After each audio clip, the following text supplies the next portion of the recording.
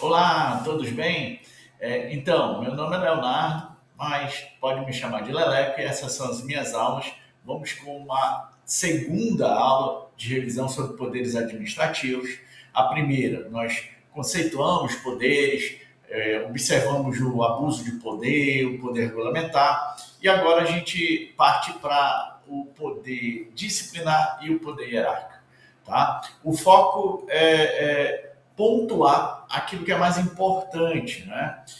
A aula é de revisão, é para ser mais rápida, vou tentar fazer no mínimo tempo possível, sem deixar de colocar o básico de maneira mais rápida e colocar também aquilo que é mais importante, mais difícil, mais complexo e que provavelmente é exigido em provas de exame de ordem, concurso, tá bom? Então fica de olho, vou falar de uma súmula do STJ importante, né, para as bancas estilo FGV e CESP, independentemente se for concurso público ou AB, e, e também três dispositivos que é a base também que vocês precisam saber, que volta e meia pode ser que caia em alguma prova, tá bom? Vamos lá para a minha segunda aula de poderes administrativos.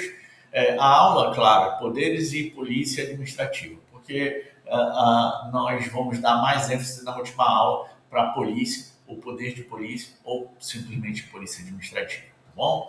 O poder nada mais é do que um instrumento, né, que a administração pública se utiliza, e aqui ela se utilizou de um instrumento, desse instrumento, o poder disciplinar, para aplicar uma sanção, para aplicar uma pena, para fazer um ato administrativo punitivo, tá? E, claro, ela vai fazer sempre nos termos da lei, né? O princípio da legalidade estrita da administração para a administração pública. A administração pública só vai fazer aquilo que a lei assim determinar. E ela vai determinar para que o superior aplique uma pena ao seu subordinado sempre que esse incorrer numa infração funcional. Por mais, e detalhe, por mais que essa infração funcional todo mundo sabe, todo mundo viu, deu em mídia social, hoje é bem simples isso, né? Foi reportagem aí naquele jornal de domingo, né? Domingo à noite. Mas mesmo assim, ele precisa, a administração pública precisa, o superior, a comissão que vai ser formada, precisa fazer uma apuração. E essa apuração, mas todo mundo já sabe, mesmo assim é prévia. Prévia a quê? Prévia à sanção. Tudo isso é graças ao poder disciplinar, tá? Ele vai fazer uma apuração prévia através de um processo administrativo disciplinar, por exemplo, para aplicar uma pena de demissão.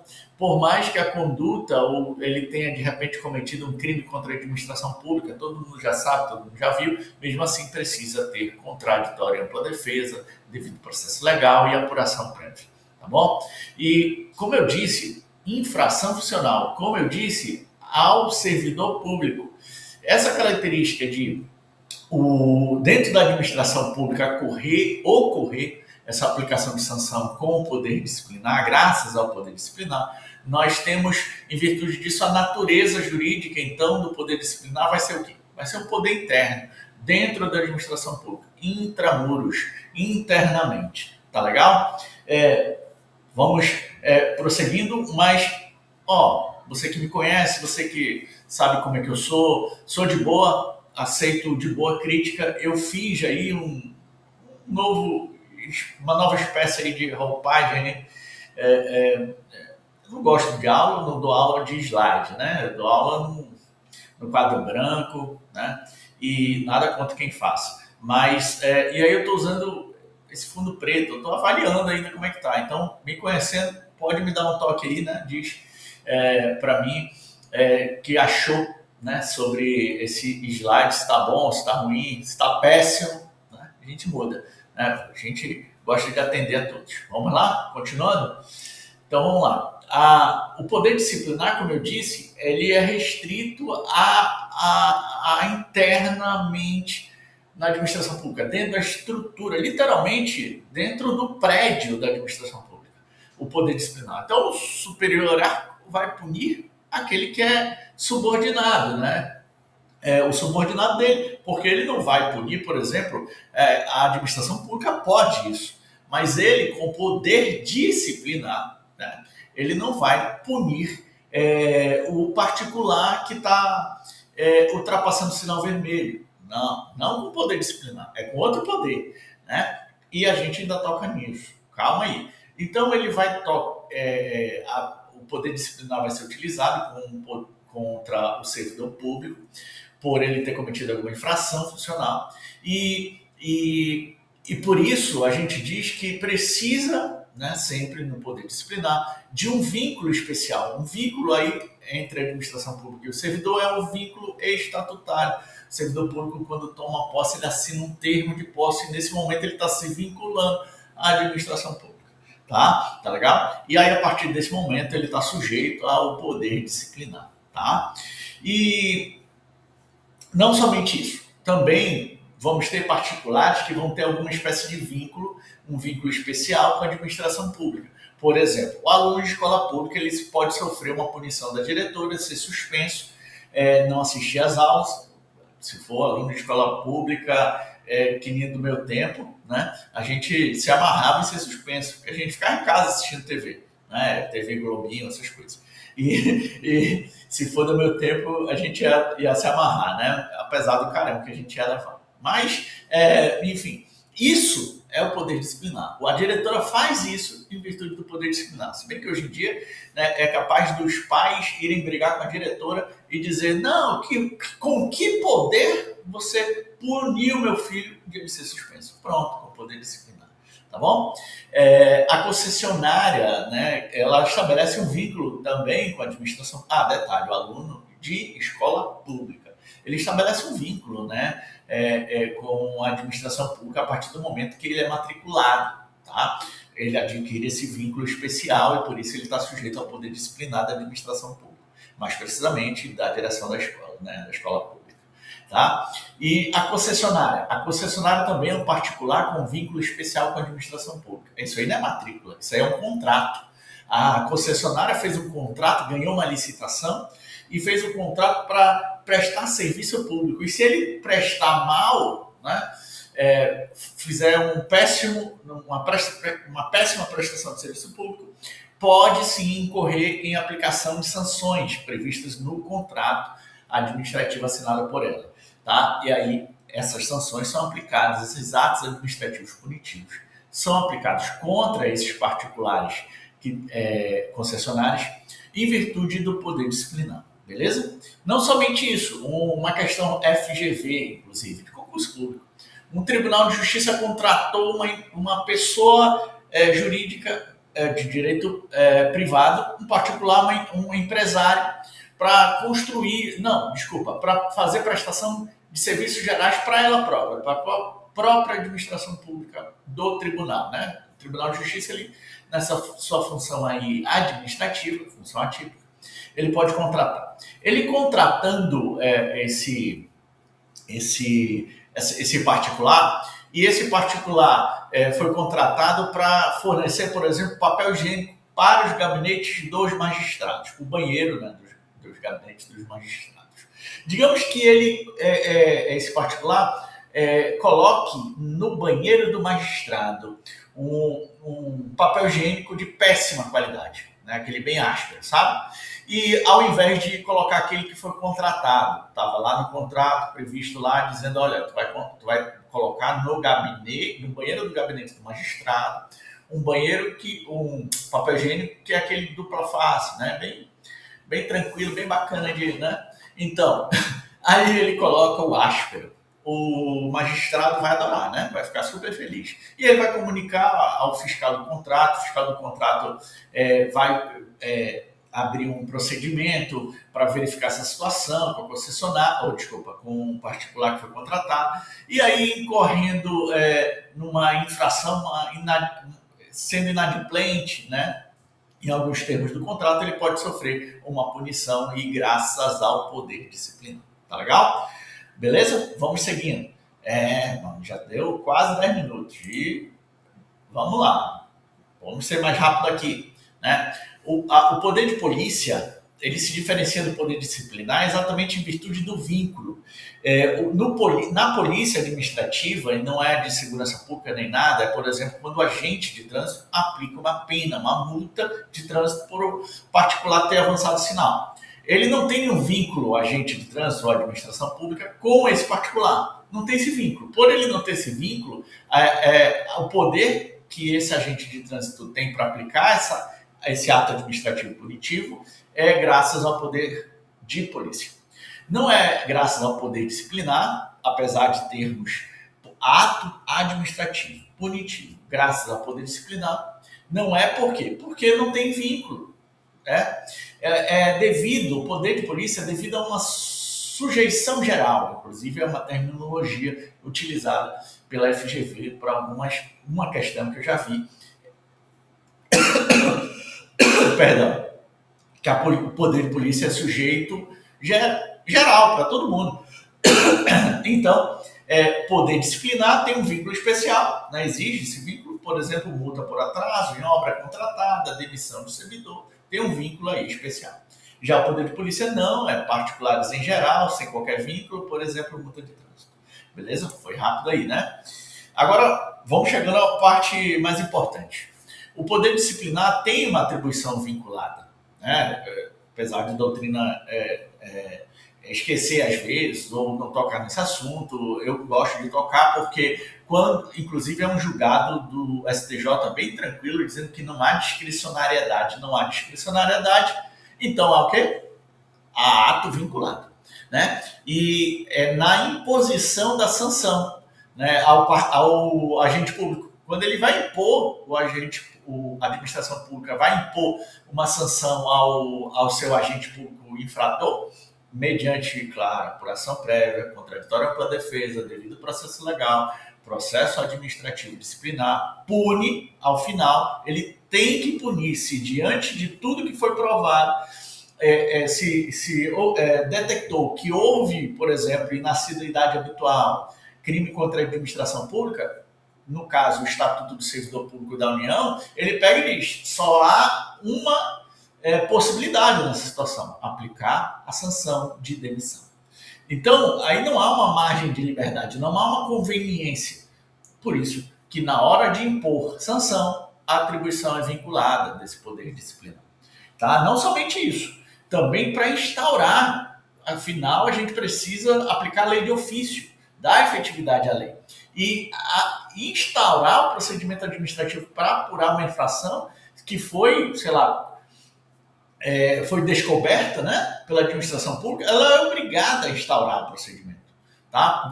Não tem margem de liberdade, por isso a atribuição vinculada. Mas também temos uma atribuição discricionária. Existe uma margem na definição da infração dada pela própria legislação. Por exemplo, o agente público está sujeito a uma pena se ele fizer desídia, se ele cometer um ato de desídia dentro da atividade dele. Mas o que é desídia? Né? O que é desídia? Se ele ignorou uma ordem ilegal, ele não está sendo desidioso. Né? Então precisa fundamentar, há certa margem de liberdade para definir o que é desídia, num caso concreto, num procedimento administrativo disciplinar, numa decisão fundamentada dentro desse processo, para definir o que é desídia. Ou também tem a tal da conduta escandalosa. No Estatuto do Servidor Público diz que ele vai ser punido diante de uma conduta escandalosa. O que é conduta escandalosa? Né? Aí o agente público vai pegar e vai ver o que você fez. Eu só fiz sexo, tive relações sexuais dentro da repartição. Não tem essa tipificação no Estatuto do Servidor Público, então não posso ser punido. Opa, eu posso, na minha margem de liberdade, caracterizar essa sua conduta como conduta escandalosa. E está certo, isso é escandaloso. Transar dentro ter relações sexuais, né? Eu não estou falando de estupro ou de assédio, essas coisas. Eu estou falando consentido, né? O homem e a mulher, ambos tendo sentimento e tal, com amor e tudo, pode ser até casado, né? Eles podem até ser casados, mas não podem fazer isso dentro da repartição pública, tá? E isso é a margem de liberdade de definir essa conduta como conduta escandalosa para poder punir dentro de um processo administrativo, disciplinar, uma decisão fundamentando direitinho. Essa é a margem de liberdade do agente público. Também na gradação da pena ou no quantum da pena. Por exemplo, tem uma pena dita pelo Estatuto do Servidor Público da União, dizendo que ele vai ser suspenso por até 90 dias. Suspensão de até 90 dias. Olha aí a margem de liberdade, de 1 a 90, tá? Ele tem essa margem de liberdade, então é atribuição discricionária.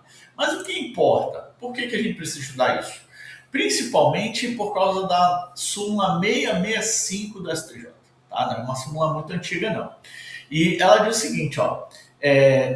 Não, daqui a pouco a gente lê a literalidade dela, mas, enfim, ela permite, né, o controle jurisdicional do Poder Judiciário no processo administrativo disciplinar. Nessa parte da atribuição vinculada, se ele cometer uma ilegalidade, ao invés de ele punir com a pena de demissão para alguém que falta muito e na assiduidade habitual, ele pega e diz, eu vou aliviar, eu vou só dar uma advertência. Não, não pode. A lei foi clara, a lei é clara, diz o seguinte, cometeu infração de inassiduidade habitual, a consequência é essa, só essa, não tem mais de liberdade.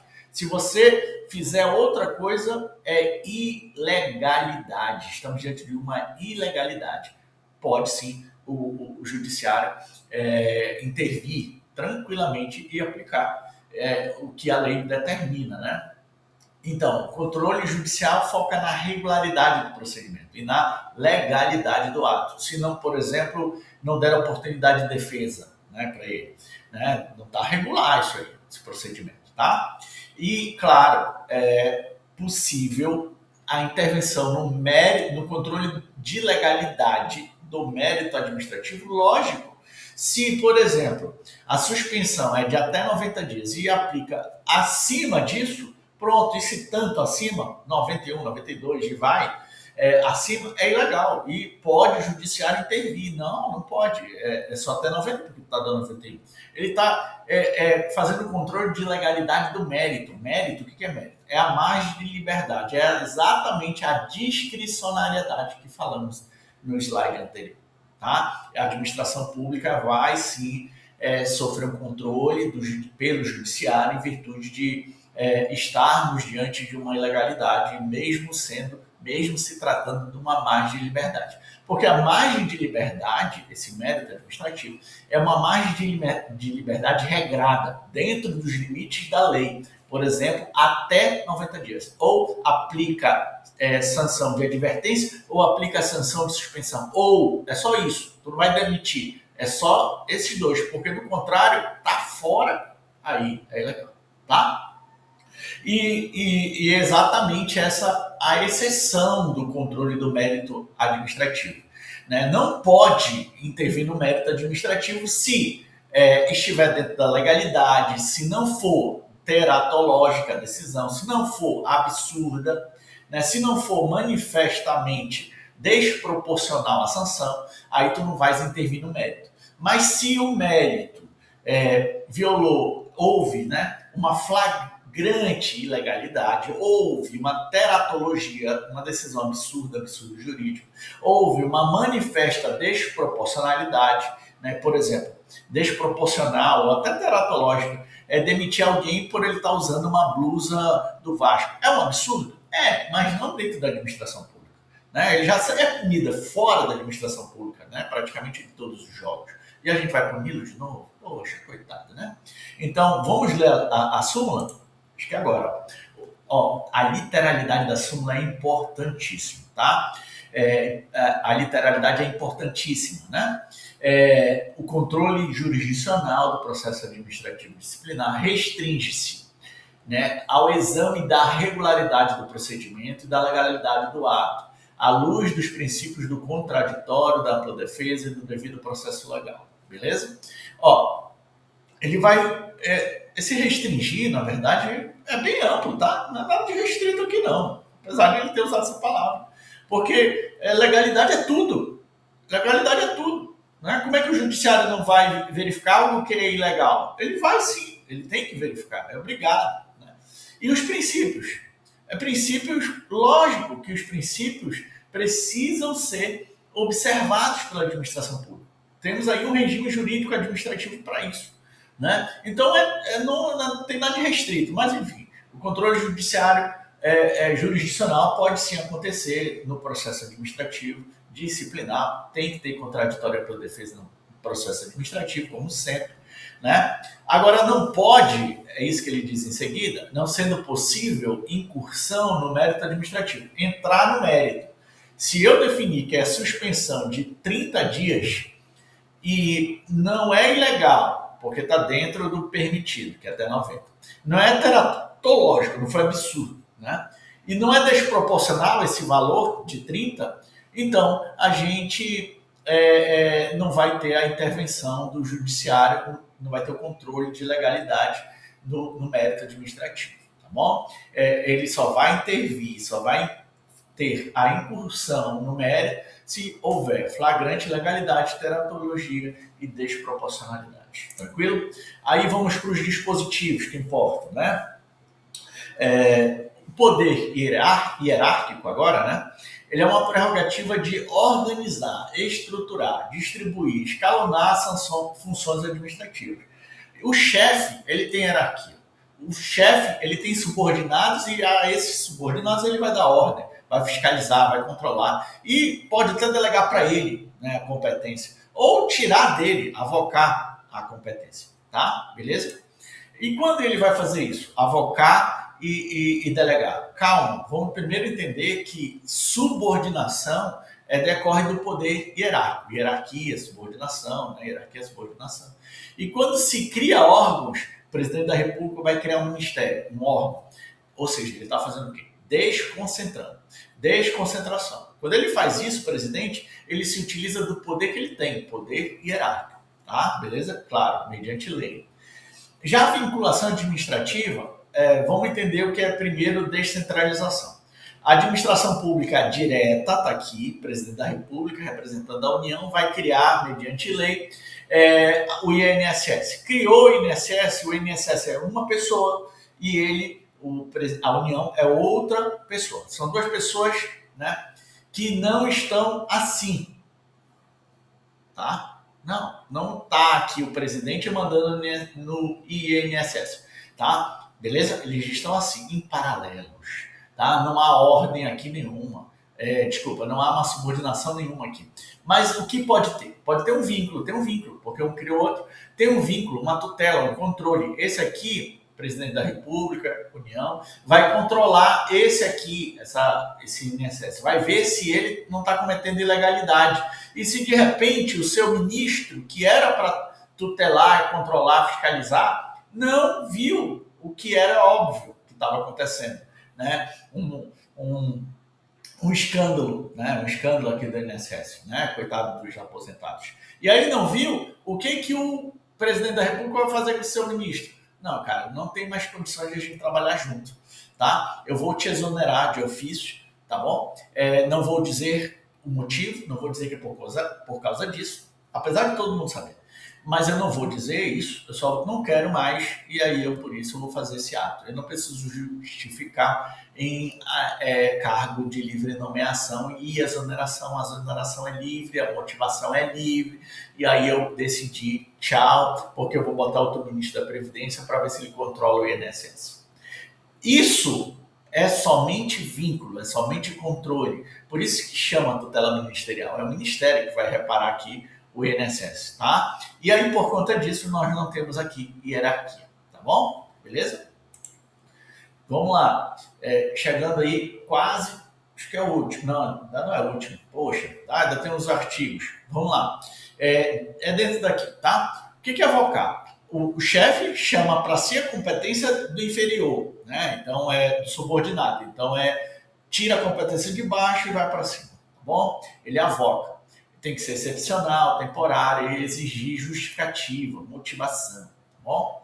Delegação, há uma transferência, sai daqui desse órgão para esse órgão. Esse órgão está dentro dessa pessoa aqui, né? E ele pode, de repente, transferir para um órgão que está na outra pessoa aqui, né? Vamos lá. União e INSS, tranquilo? E embaixo tem o Ministério, dentro da União tem o Ministério, dentro do INSS tem uma superintendência para assuntos não sei o quê, né? E aí o Ministério da Previdência pega e diz, cara, eu não tenho mais condições de ter essa competência, eu vou delegar para você. Ah, mas eu não sou subordinado a você. Não, mas não tem problema, porque mesmo você não sendo subordinado a mim, graças ao poder que eu tenho, eu posso te delegar, tá bom? E quando que vai ter, então, hierarquia? Quando, por exemplo, o ministro da Justiça, ele é subordinado do presidente. Por sua vez, o presidente não, o superintendente-geral da Polícia Federal é subordinado administrativamente ao ministro da Justiça. O ministro da Justiça ele delega agora a nomeação de servidores da Polícia Federal para esse delegado geral. Ó, te vira, não quero mais isso. Deleguei para um órgão inferior. Tá bom? Beleza? Isso é delegação mediante poder hierárquico. Tranquilo? Só que ele não vai poder fazer isso, ministro, se for dito em alguma lei ou na Constituição que é competência exclusiva dele, porque matérias de competência exclusiva são indelegáveis. Ou se for, de repente, para o superintendente fazer um ato normativo, também não pode. Ou se for para o ministro, o superintendente, decidir um recurso administrativo, que é de competência do ministro, também não pode. Isso é o NORECO, né? Vedação à delegação. Acontece quando? Edição de atos né? Tá aí o nó do NORECO, normativos. Decisão em recursos administrativos. Se ré é o ré do NORECO. Com matérias de competência exclusiva, né? Tá aí, NORECO, beleza? Alguns chamam de cenoura também, mas vamos lá, né? Eu prefiro NORECO, que é meu primo do Leleco, NORECO, né? Vamos lá que já tá uns 26 minutos já, pelo amor de Deus, muita coisa. Vamos chegando ao fim. O artigo 12 da Lei do Processo Administrativo, Lei 9784/99, ele define a delegação. Ele pode delegar, qualquer órgão pode delegar, se não houver impedimento legal, tá? Detalhe importante do artigo 12, então, se gosta de anotar no Vadimeco, anota essa parte aí, se não houver impedimento legal. Ele pode delegar parte da sua competência a outros órgãos ou titulares. Anota logo essa outra frase aqui, ó. Ainda que estes não lhe sejam hierarquicamente subordinados, tá? Esses órgãos que não são subordinados, por exemplo, a subordinação, Ministério e o órgão Superintendência da Polícia Federal, né? Não há subordinação, o órgão Ministério da União, o órgão da União, com uma superintendência do INSS, que é uma outra pessoa, INSS da Administração Pública Indireta, né? Aí não há subordinação, há só um vínculo, né? Como eu disse, e ele pode mesmo assim transferir a competência, tá bom? Transferir a competência, beleza? Então vamos lá, essas duas frases são importantes. Se não houver impedimento legal, ainda que estes não lhe sejam hierarquicamente subordinados. A outra frase, quando for conveniente. Conveniência é o quê? Margem de liberdade. Quando é da vontade dele. Pronto. Quando é da vontade dele. Tá bom? Em razão de circunstâncias de índole técnica, social, econômica, jurídica ou territorial. Tá bom? E aí o 13 fala da vedação à delegação, que eu já disse, né? NORECO. E aí o 15, que é a avocação. O artigo 15, será permitida em caráter excepcional. Né? Então, excepcional. A palavra importante. A vocação é temporária, né? E sempre para órgão hierarquicamente inferior, tá bom? Essas três frases são importantes. Excepcional, temporária e hierarquicamente inferior. Sempre tem que ter essa inferioridade. Tranquilo? E aí, finalmente, a última slide, o poder hierárquico, ele é permanente e contínuo, porque chefe é chefe sempre, e o poder disciplinar ele só vai ser utilizado quando acontecer uma infração. Por isso que ele é eventual.